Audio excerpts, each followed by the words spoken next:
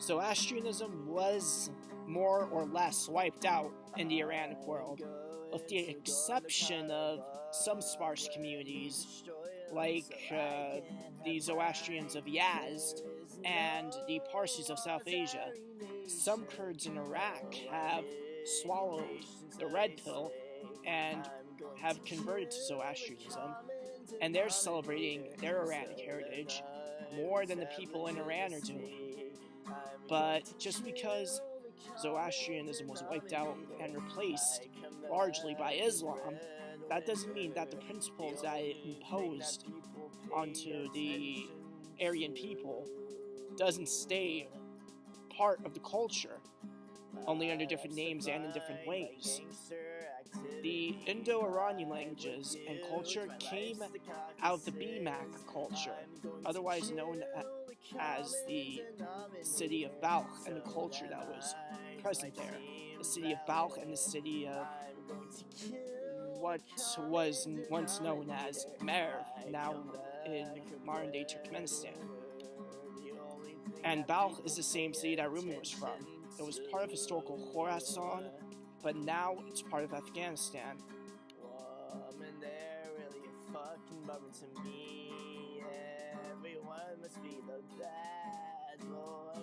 The Pashtuns have this concept called Khegara or Shegara, and these two terms derive from a concept that sounds familiar to Zoroastrian-adherents. The word itself derives from the Pashto word for righteousness, but its broader meaning is good thoughts, good words, good deeds. And this principle doesn't just apply to people, but animals and the environment as well. If you ever go to Afghanistan, you'll be amazed at how clean the streets are compared to the streets in neighboring Pakistan and Iran, for example. The pollution or destruction of the environment is a big deal for the local culture, and it's against the local tribal codes. In Farsi, it's pendar, goftar, kerdar. This principle of Afghan culture might also be a remnant of the former Buddhist culture of the Bactrian kingdom as well. The Bactrians were the predecessors of the Afghans, and they adopted Buddhism and also Hellenism when the Greeks arrived.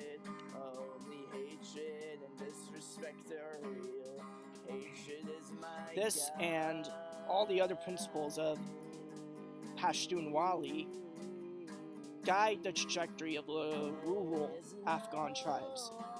And even the Islamic concept of Tawheed, belief in one God, that didn't come from the exportation of Islam. That already existed in the Pagan Afghan culture through the concept of Gro, which derives from the Pashto word for faith. Not only do Afghans stress a belief in one God, but also trust in that one God and the trajectory he guides our life towards as well.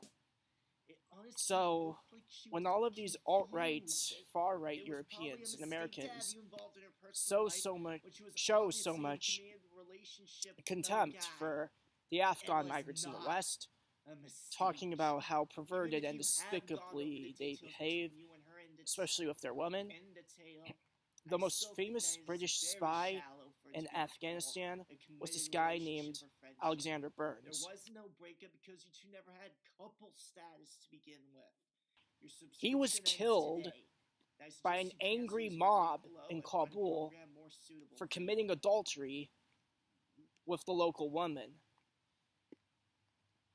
They would do a greater job at protecting European women than the current governments of Germany and Sweden would.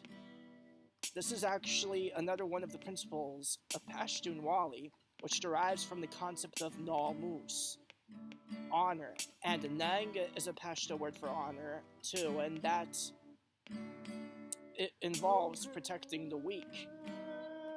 Afghanistan is unwinnable. You can kill the people, and even conquer their territory, but it's another thing to pacify the population. And this is where I end my dissertation. Thank you for watching.